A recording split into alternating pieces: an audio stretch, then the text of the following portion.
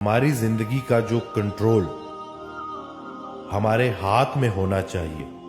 ویسے تو جو کر رہا ہے اللہ کر رہا ہے، اور اللہ جو کرتا ہے بالکل صحیح کرتا ہے، لیکن ہماری راہ میں جو سب سے بڑی رکاوٹ ہوتی ہے وہ ہم خود ہوتے ہیں. تو وہ جو کنٹرول ہمارا نکل گیا ہے اور ہم نے اپنی لائف کا کنٹرول دوسرے انسان کو دے دیا ہے نا، یہ چیز میں اتنی کامنلی دیکھ رہا ہوں نا، اور جس کی وجہ سے لوگ بیمار ہو رہے ہیں، پریشان ہو رہے ہیں، زندگی میں سکون نہیں ہے، راضی نہیں ہے. جیسے ایک چھوٹی سی اگزامپل کہ اکثر لوگ میرے پاس آتے ہیں اور وہ کہتے ہیں کہ جی فلانا شخص مجھے اچھا نہیں سمجھتا، کوئی قریبی رشتہ دار ہے. تو بھائی آپ کیوں اپنے آپ کو اچھا ثابت کرنا چاہتے ہیں، یا آپ اپنی اچھائی کیوں اس کے منہ سے سننا چاہتے ہیں؟ حضرت واصف علی واصف رحمۃ اللہ کا بڑا پیارا جملہ ہے کہ اپنے منہ سے اپنی تعریف کرنا یہ عذاب ہے، اور اب کسی دوسرے کے منہ سے اپنی تعریف سننا یہ جو ہے بیماری ہے. یعنی کہ کوئی اگر آ کے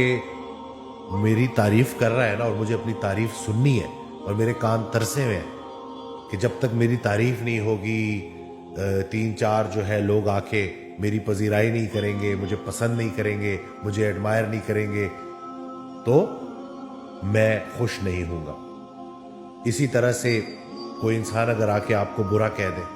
تو اب آپ سارا دن اسی کے بارے میں سوچتے رہتے ہیں. یعنی کہ ہم اس حد تک دوسروں کے محتاج ہو چکے ہیں